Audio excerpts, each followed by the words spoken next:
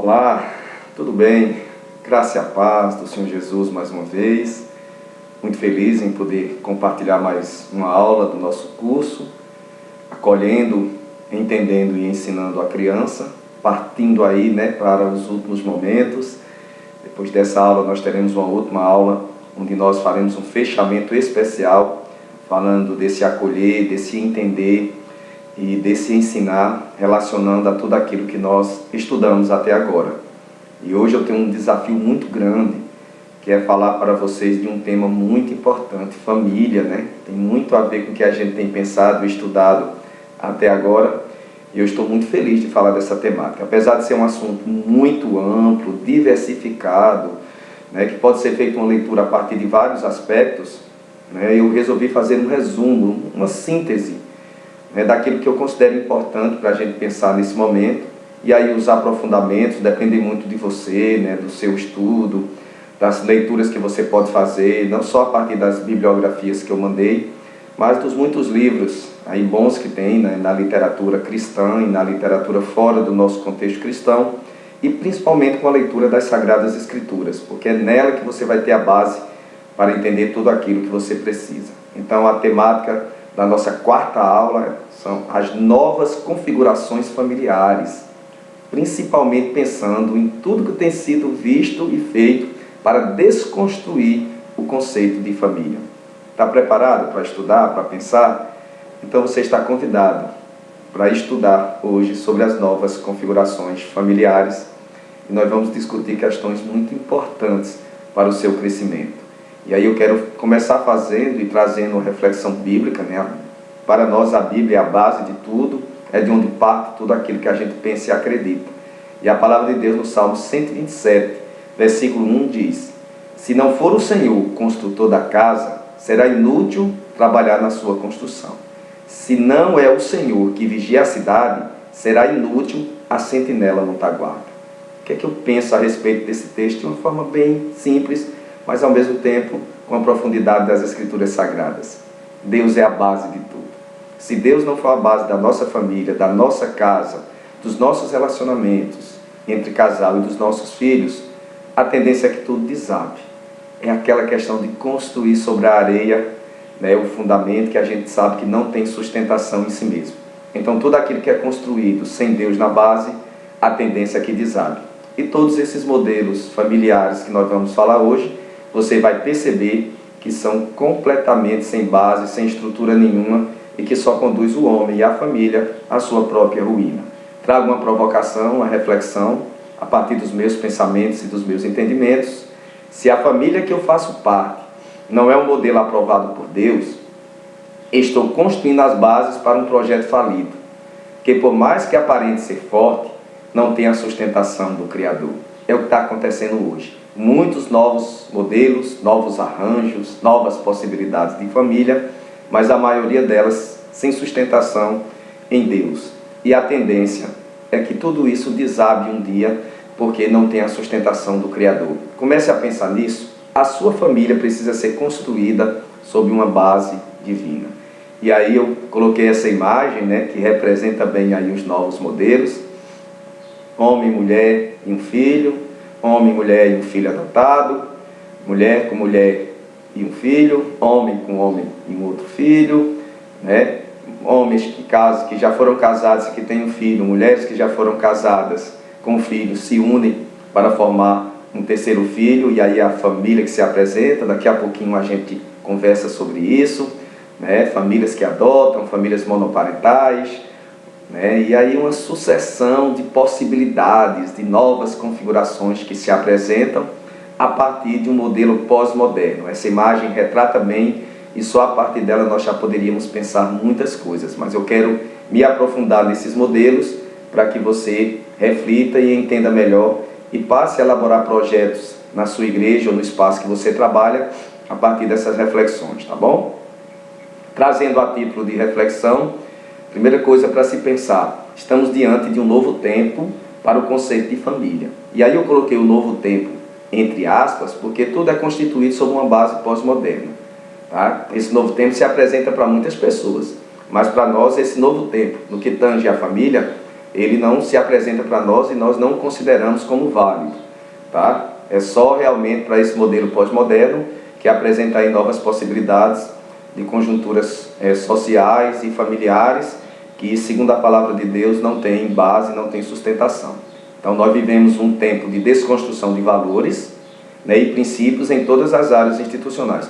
Todas as vezes que nós abrimos mãos de princípio, ou seja, aquilo que foi estabelecido por Deus e que é imutável a partir dos tempos, mesmo que mude os tempos, eles não mudam, a gente perde muita coisa. E não é só a família não, educação de filhos, questões ligadas à igreja, que também se tornou pós-moderna e hoje aí está com problemas sérios para trazer a mensagem do Evangelho, porque as pessoas estão vendo a mensagem do Evangelho agora, principalmente nas questões familiares também, como ultrapassada e necessitada de mudanças, tá?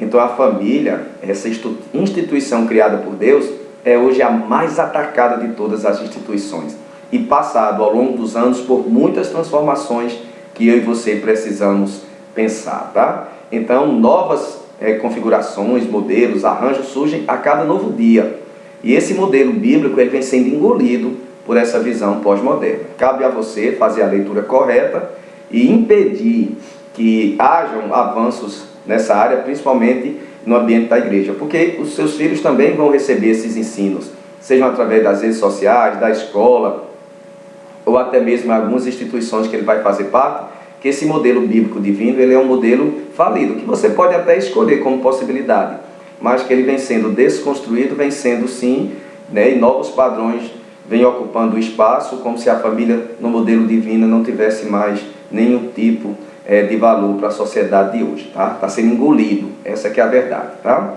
Então, para os liberais, é um avanço, eles acham que as coisas estão melhorando. Para os cristãos, uma afronta, que a gente entende que está afrontando todo o modelo que as Sagradas Escrituras trouxeram enquanto verdade. Para Deus, segundo aquilo que as Escrituras trazem enquanto verdade, qualquer modelo que se apresente fora do modelo bíblico, né, de homem, mulher e filho, essa estrutura familiar, ela não existe, tá bom?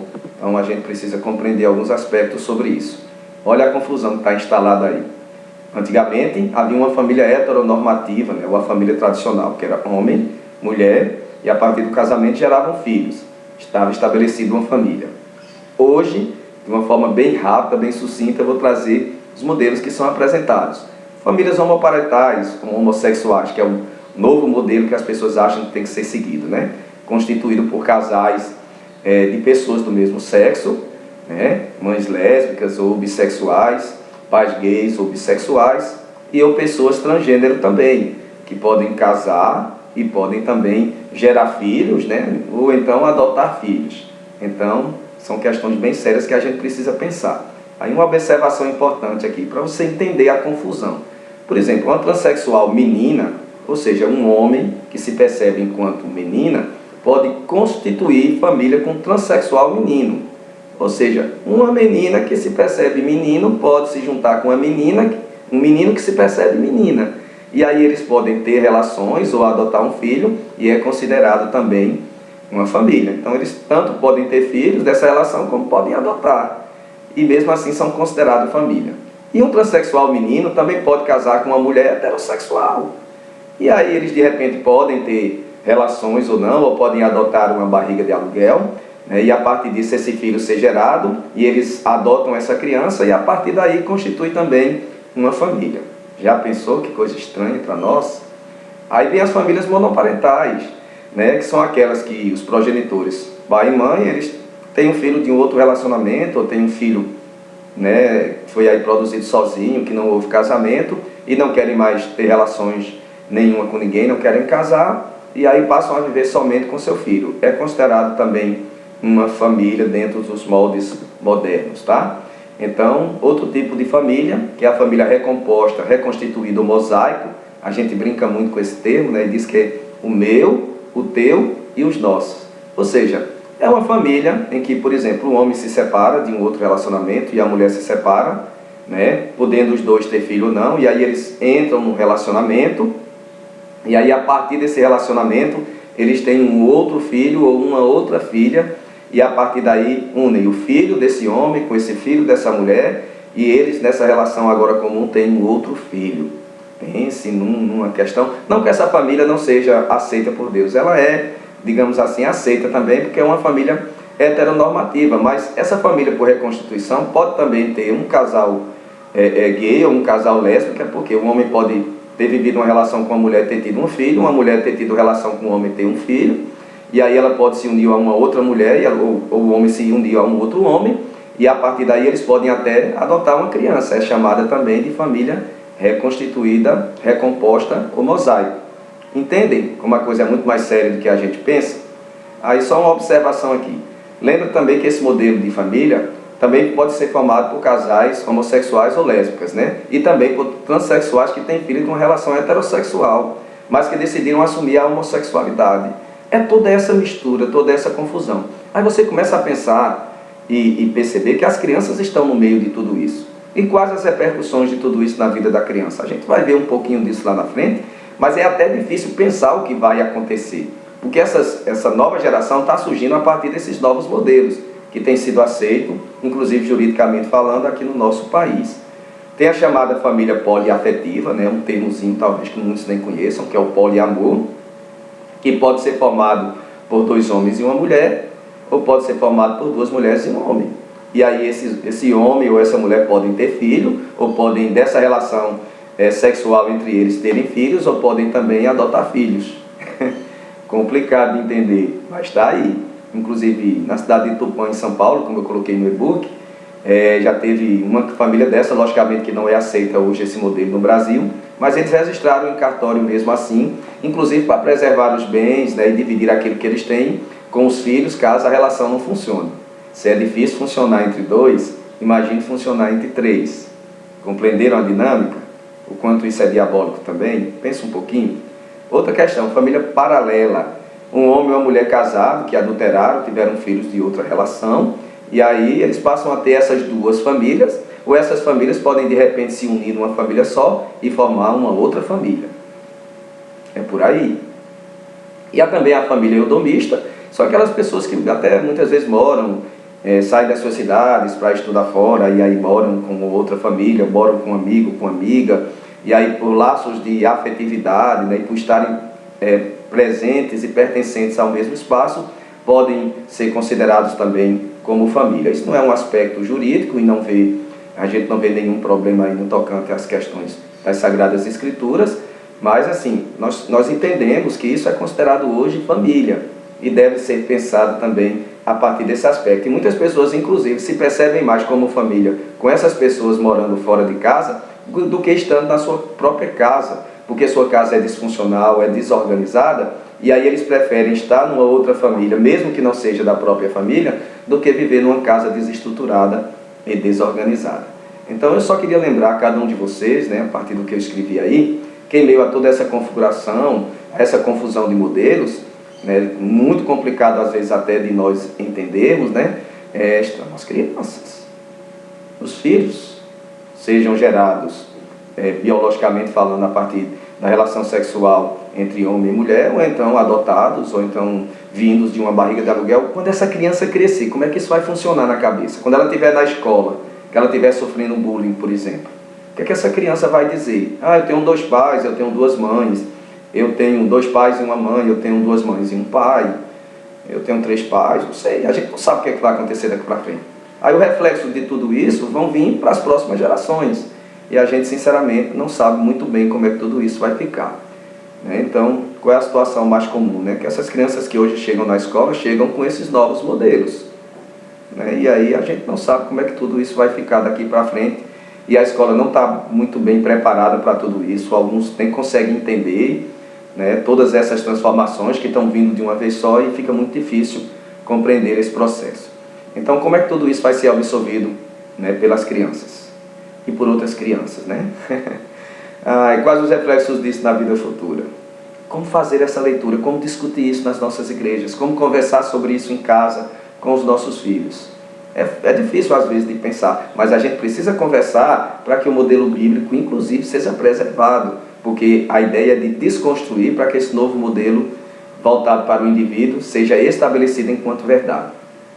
Segundo Dias, hoje a família identifica-se pela comunhão de vida, de amor e de afeto no plano da igualdade, da liberdade, da solidariedade e da responsabilidade recíprocas. Em que momento a espiritualidade ou Deus é colocado no processo? Em nenhum momento. O espiritual, o bíblico, o sagrado foi colocado de fora. O que vale é o que o indivíduo pensa. Então a pós-modernidade trouxe o elemento da afetividade como determinante para a existência da família. Não interessa se é homem ou mulher, se é gay, se é lésbica, não interessa. O que importa é que haja afetividade. O que importa é que o amor, segundo eles, exista, né, para que essa família possa passar a existir também, mesmo que Deus não concorde ou aprove nada disso, tá? Então a configuração é o sujeito quem escolhe, de acordo com sua orientação sexual. Nesse caso, essa desconstrução do modelo divino tem perdido muita força, viu? E dado lugar ao modelo que o indivíduo deseja ter para ele ou ser para ele. Que ele pode escolher ser uma família sozinho, por exemplo. Adotar uma criança sem precisar casar, e é considerado família também. São arranjos sem sustentação, mas forjados pela força das mídias. E aí a TV, através das novelas, as redes sociais, na própria faculdade, tudo isso. Hoje você falar que é de uma família heteronormativa ou tradicional parece até uma coisa muito estranha, né? Porque novos modelos têm surgido a cada novo dia. E a igreja, Demétrios? Eu lhe digo, que igreja? Se a igreja de hoje ela não tem mais uma identidade própria, está absorvendo esses modelos pós-modernos de educação de filhos, de família, de culto. Tudo isso nós trouxemos para dentro hoje das nossas igrejas e a gente está sem identidade nenhuma. Então, se eu estou sem identidade, como é que eu posso construir uma identidade familiar a partir do modelo bíblico? Então, os principados e potestades estão aí dominando as igrejas chamadas evangélicas, cristãs não, evangélicas, tá? As igrejas gospel, né, que hoje permitem tudo. O modelo hoje é o modelo da permissividade e a gente vive hoje o abandono da família e de todas as estruturas que Deus considera como importante.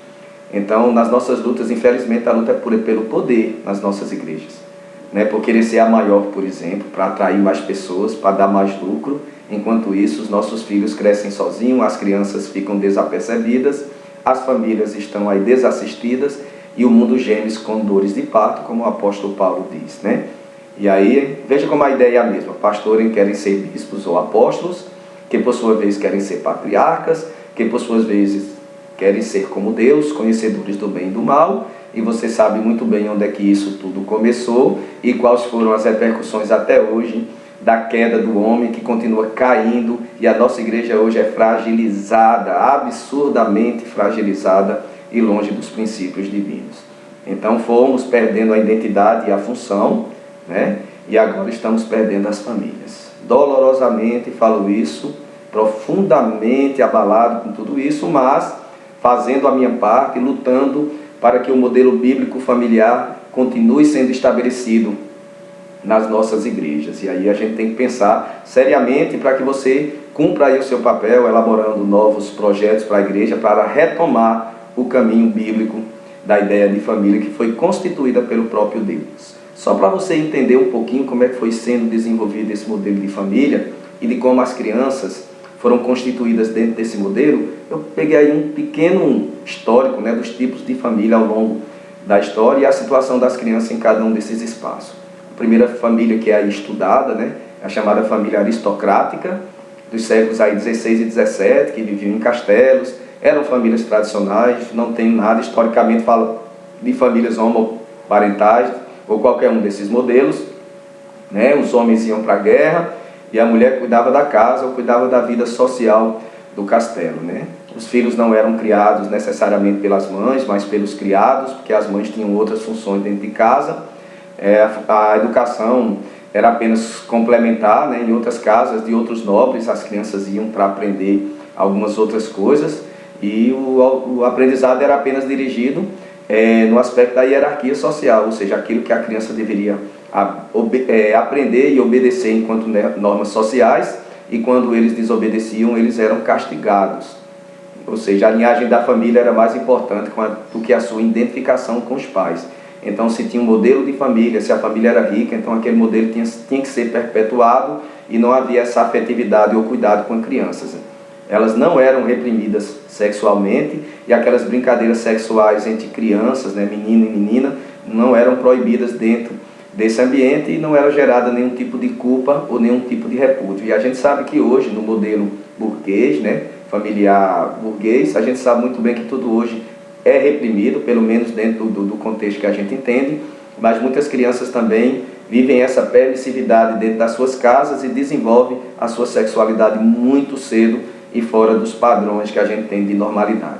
Uma segunda família é a família camponesa, que foi o modelo que veio logo após a família aristocrática, né, lá no finalzinho do século XVI e XVII. Sua estrutura de funcionamento é muito parecida, mudou muito pouco. Havia um padrão de mortalidade muito grande, nascia muita criança, mas também morriam muitas, e assim como acontecia também na família aristocrática. As crianças dependiam também do cuidado da comunidade, principalmente das mulheres mais jovens e das mais velhas, que cuidavam das crianças, Isso acontecia muito, e as crianças aprendiam muito mais pela vergonha e não pelo sentimento de culpa, porque os pais ficavam o tempo todo corrigindo as crianças, e disciplinando as crianças de forma dura. As crianças eram cuidadas pela mãe, e eram ajudadas por outras mulheres, e por isso elas cresciam mais nesse ambiente. Não tinham muita atenção, o cuidado era mais para o desenvolvimento normal da criança, Elas não tinham muita atenção porque as mulheres também estavam no campo, e como na família aristocrática, as mulheres cuidavam do castelo, as mães estavam trabalhando e elas tinham pouco cuidado. A amamentação não tinha nenhum envolvimento emocional, muitas vezes eram feitos pelas amas de leite, e não tinha aquela questão do cuidado, do toque, do carinho, porque essa criança rapidamente iria sair desse espaço, E não havia privacidade, as crianças viam os atos sexuais dos pais e se familiarizavam com tudo isso, achavam isso muito normal. Os laços de identificação com os pais não eram fortes, porque a criança era educada apenas para conviver dentro do palácio, dentro desses espaços camponeses, ok? A família proletária, que é também de origem camponesa, surge no início da Revolução Industrial, aí no início do século XIX, sob condições de muita limitação na área social e econômica. Todos os membros que trabalhavam na faixa de 14 a 17 horas por dia, inclusive a criança que após os 10 anos de idade participava desse processo porque tinha que ajudar nas questões econômicas e de sustentação da família. Então nós podemos dividir aí em 3 estágios. No primeiro estágio, as crianças iam trabalhar nas fábricas muito cedo, como eu falei, a partir dos 10 anos, as péssimas condições de trabalho, e aí a mortalidade infantil só aumentava por conta disso, não havia nenhum tipo de cuidado especial com a criança, e elas trabalhavam muito, tinham que dar conta disso. E eram criadas muitas vezes por parentes, por vizinhos, ou ficavam jogadas nas ruas quando eram menores de 10 anos de idade, porque não tinham como os pais ajudarem, porque eles tinham que trabalhar também. O segundo estágio, que aí vai na metade do século XIX, a mulher começa a ficar mais tempo com os filhos em casa, O homem começa a dar conta do trabalho, passa a ser mais o provedor, e ela começa a ter mais atenção com relação aos filhos. E no terceiro estágio, já no início do século XX, a educação dos filhos passa a ser prioridade. Começa um investimento, porque entende que esse investimento nos filhos, principalmente na educação e no cuidado, vão gerar filhos que vão dar continuidade ao patrimônio da família. Então os pais começam a exercer a autoridade sobre os filhos, vindo junto com isto o início do conservadorismo. A família começa a se organizar em torno dela mesma, e a partir desse momento vai surgir aí o que a gente chama de família burguesa, que é nascida aí no século XIX, finalzinho do século XIX, início do século XX, que rompe com os modelos vigentes, os anteriores, que andam um padrão que perdura até hoje.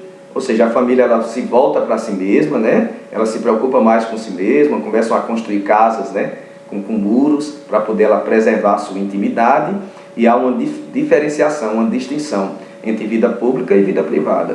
Eu estou lá no meu trabalho, mas quando eu saio eu volto para a minha casa, e a gente começa a perceber que o trabalho é um espaço e a casa é outro. Então começa a existir essa separação que antes não existia. Então a mulher fica responsável pela vida doméstica, pela organização da casa, pela criação dos filhos, educar os filhos para serem autônomos, para construir o seu próprio projeto de vida, e entrar no mundo dos negócios a partir desse preparo. E as mães aí buscavam ser perfeitas na educação dos filhos, O padrão de higiene começa a ser melhorado, e aí diminui a questão da mortalidade das crianças, E as crianças começam naturalmente a ter asseio, tomar banho, mais cuidado, se tornarem limpas, naturalmente a saúde também melhora. E a criança passa a entender a importância da fiscalização do próprio corpo, A repressão da sexualidade infantil começa a acontecer e ganha muito destaque, a masturbação começa a ser proibida, que antes não era tido como uma brincadeira de criança e vigiada. A criança agora ela não pode mais se masturbar e os pais começam a ficar em cima, e alguns médicos começam a dizer nessa época que causam doenças, inclusive doenças mentais, como loucura. Olha que coisa, uma coisa vai mudando ao longo do tempo, né? E as meninas eram cirurgiadas para não obter prazer, né? O seu clitóris era retirado. Hoje ainda existe em algumas tribos aí da África, em alguns países, mas nesse tempo muitas crianças eram cirurgiadas para não tocarem o seu clitóris e não sentirem prazer. Olha como é que aconteceram as coisas, né? E o sentimento de culpa pela masturbação era algo muito constante na vida das crianças da família burguesa. Então, com essa repressão, a criança perde os seus referenciais e a sua identidade, porque ela não pode mais fazer isso. Então, ela começa a se redescobrir, a repensar como é que vai ser tudo isso. E a criança, no caso, deveria reprimir os seus desejos e os seus prazeres para que recebesse carinho e afeto dos pais. Se por acaso os pais vissem ela se masturbando ou tocando o próprio corpo, né, seja na perspectiva que for, os pais começam a punir, começam a não dar amor a esse filho. Então esse filho, para receber o amor dos pais, deixa de fazer tudo isso para que seja uma criança querida, amada e acolhida, tá bom? Então esse passeio foi apenas para mostrar como o cuidado da criança foi mudando junto com as novas configurações familiares. E a gente sabe que, apesar das novas configurações familiares de todo esse cuidado, a gente sabe que as crianças hoje são erotizadas, adultizadas, abusadas, violentadas pela própria família, mesmo com todos os cuidados e as leis que apareceram. E aí eu queria trazer uma pergunta para a nossa discussão, que eu considero importante. E aí eu faço uma pergunta. A adoção de crianças hoje por casais homoparentais, homossexuais, pode estar sendo usada como justificativa para a aceitação social e jurídica dessas configurações familiares? Estão mesmo esses casais interessados nas crianças? Ou o fato deles adotarem, estarem cuidando, colocando fotos, filmagens e tudo, não é para que a sociedade comece a aceitá-los como um modelo de família, porque tem afeto, tem carinho, tem cuidado, e isso passaria a ser uma justificativa jurídica, como tem sido. Pensa um pouquinho sobre isso e a gente vai discutir posteriormente. E aí, Demetrios, o que é que a Bíblia pensa sobre família, afinal de contas? A Bíblia, meu querido, é um referencial extraordinário quando o assunto é família. Não só pelos seus ensinamentos, pelas doutrinas, né? Pela sua inerrância e pela sua imutabilidade, né? Isso é tudo importante. Então, apesar de todas as mudanças, a palavra de Deus, a Bíblia, continua a mesma. Ela não mudou. O modelo familiar é o mesmo e deve ser seguido segundo os padrões que a Bíblia nos ensina, tá? Então, o primeiro aspecto que a gente tem que pensar é o aspecto da complementariedade e da interdependência, ou seja, um completa o outro e ao mesmo tempo passam a ser interdependentes, depender um do outro para que as coisas funcionem. Gênesis 2,18 diz: Disse mais o Senhor Deus, não é bom que o homem esteja só, far-lhe-ei uma auxiliadora, uma ajudadora que lhe seja idônea, que lhe corresponda, dizem algumas traduções. E aí, né, o homem estava sozinho, Deus cria a mulher, os dois se unem, se tornam uma só carne e eles passam a ser complementares. Olha como Deus é maravilhoso, aquilo que faltava no homem, Deus coloca na mulher e passam a ser complementares. Então são pessoas de sexos diferentes que unidas complementam-se entre si. Então não existe complementariedade de pessoas do mesmo sexo. Por isso que eu sou totalmente contra esses novos modelos aí, porque não tem como se complementarem mutuamente. Então foge completamente ao padrão divino. E a declaração máxima dessa complementaridade está lá em Gênesis 2,24. Por isso, deixa o homem pai e mãe e se une à sua mulher, tornando-se os dois uma só carne. Um só, principalmente em Deus. Eles tornam uma só pessoa, indissolúvel, né? Por conta dessa habitação na pessoa divina. Então Deus é perfeito naquilo que faz. O segundo aspecto, né, está ligado a casamento, que é igual à família, que é igual à funcionalidade. Que nessas novas configurações familiares não é bem assim pensado, tá? Então a palavra de Deus usa de dois grupos de palavras para descrever uma casa ou família, né? Essa palavra do grego oikos, que significa família, né? Que significa casa ou significa família. São esses dois sentidos. E dá um sentido de organização familiar. Tanto que você vai ver em alguns textos, né? A casa de Israel, a casa de Davi, está falando exatamente de família, onde cada um tem sua função e tem suas responsabilidades. E essas responsabilidades vão repercutir socialmente. Marido, esposa e filhos, né, cada um cumpre sua função dentro da família. Então os papéis são diferenciados e cada um cumpre dentro desse espaço. Então essa ordem e funcionalidade dentro da família tem de prevalecer.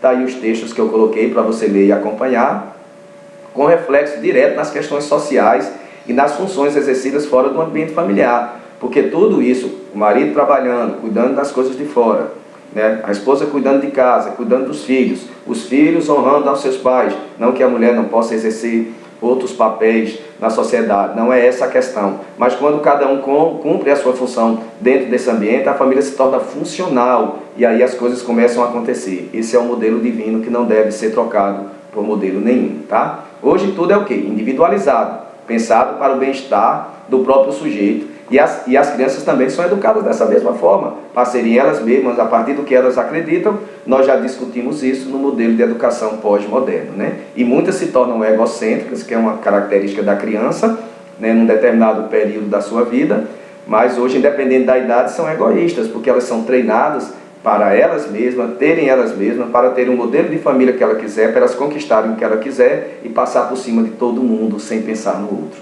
Isso não acontece de forma geral, eu não estou aqui generalizando, porque tem famílias que não são consideradas cristãs, evangélicas, mas que cumprem muito bem esse modelo e devem ser parabenizadas, tá?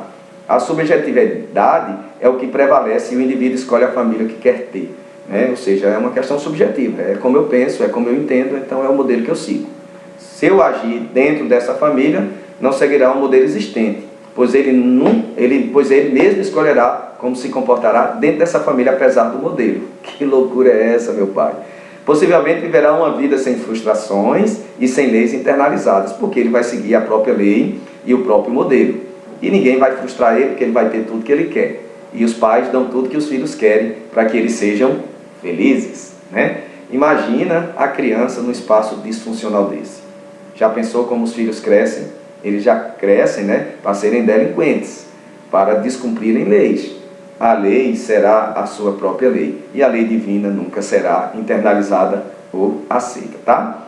A autoridade legítima é reconhecida, mas delimitada com cuidado, né? O marido lidera, a mulher é submissa, mas o marido compreende, o marido respeita a sua mulher, a trata como vaso mais frágil, a trata com amor, honrando e amando a sua mulher como Cristo amou a igreja, como a palavra de Deus diz, né? A mulher vai ser submissa dentro de um processo de integração, né, junto com seu esposo, mas sem nenhuma sensação de medo ou de intimidação, porque o marido não pode intimidar por ser o cabeça, por ser o líder dentro de casa. A questão é funcional, né? Os pais também não podem provocar a ira dos seus filhos, está lá nos textos que eu sugiro aí para você, e os filhos devem honrar os seus pais e obedecer os seus pais. Há uma funcionalidade. Cada um cumpre sua função e seu papel dentro da família. Se for assim, tudo vai funcionar sem nenhum tipo de problema. Mas hoje cada um quer seguir o seu próprio modelo e realizar a função que ele acha que tem que fazer. Aí está havendo hoje uma inversão de valores na família e a criança está crescendo no meio disso tudo sem entender absolutamente nada da sua função dentro de casa, tá? Então tudo é complementar no modelo divino e pensado a partir do todo, com reflexos na sociedade. O Salmo 127, versículo 5, diz que os seus pais serão honrados à porta da cidade, ou seja, quando forem discutir questões ligadas à comunidade, à sociedade, os pais serão honrados por conta do comportamento do seu filho. Hoje é muita desonra, desrespeito, violência, agressão de pais contra filhos e de filhos contra pai, e ninguém honra mais ninguém. Esse é o modelo disfuncional pós-moderno. Então, nós também, infelizmente, abrimos mãos desse modelo, estamos pagando um preço alto e a igreja não sabe mais o que fazer, tá? Estamos aqui caminhando para o final, mas hoje há uma disputa muito explícita pela liderança da relação. A mulher quer mandar na relação, o marido quer mandar na relação, ficam brigando, discutindo e os filhos estão aí distantes do cuidado de cada um deles, tá? Nem o amor é dado ao filho, nem a lei é internalizada. Nem o amor pela mãe, nem a lei pelo pai, e a criança segue sem interdito nenhum. Então a prosperidade na maioria deles aqui é buscada, né, pelo bem comum e pelo bem, principalmente pelo bem-estar individual, não necessariamente da família, porque cada um deve construir a sua própria história e ser feliz com aquilo que conquista. Esse é o modelo ensinado inclusive nas escolas hoje, né? Então a ideia é de desconstruir o modelo de unidade, né, que Deus traz pelo modelo da individualidade, que é o modelo pós-moderno e, diria eu, diabólico, totalmente diabólico, tá? Então a família dos moldes bíblicos é uma unidade relacional. as famílias de hoje são um modelo emocional. O que vale é a emoção, é a afetividade, é o carinho, né? Sem nenhum tipo de funcionalidade. Tem que haver o equilíbrio nessas questões também, tá? Então, na Bíblia, a responsabilidade é para todos e para com todos. Eu tenho minha responsabilidade para comigo mesmo, dentro do espaço da família, e para com todos aqueles que fazem parte da minha família. Inclusive, né, externando isso aos parentes que precisam ser cuidados. Porque a Bíblia diz que aquele que não tem cuidado da sua família e dos seus, negou a fé e é pior do que o infiel. Então o modelo é para cuidar da família, dos de casa e também passando a cuidar dos seus parentes também. Isso é responsabilidade social. Então a família pós-moderna pensa o bem-estar individual, extremamente egoísta, tá? Então o grande desafio para vocês é reconstruir o modelo bíblico, que é funcional e relacional. E essa reconstrução deve ser iniciada a partir de um trabalho com os pais. E que esse trabalho com os pais repercuta naturalmente na vida das crianças, porque é a responsabilidade dos pais transmitir isso para a criança. A igreja tem o papel de reforçar o que está sendo ensinado em casa, tá? E os filhos também precisam entender que esse modelo e reproduzir nas próximas gerações. Mas tem que começar em algum lugar, que comece na minha e na sua família, tá? E aí eu termino com essa frase dizendo que família não é como eu escolho, é como Deus idealizou. Desafio muito grande para mim e para você, não é fácil pensar família, tá aí as bibliografias que você pode ler, tá? Mas principalmente leiam as Sagradas Escrituras. E eu espero que a gente possa repensar tudo isso e no tempo oportuno aplicar a nossa vida prática, naturalmente começando pela nossa própria casa, estendendo-se à igreja, aos espaços onde nós atuamos, tá bom? Fica aí a reflexão e que Deus abençoe você e a sua família, em nome de Jesus. Amém.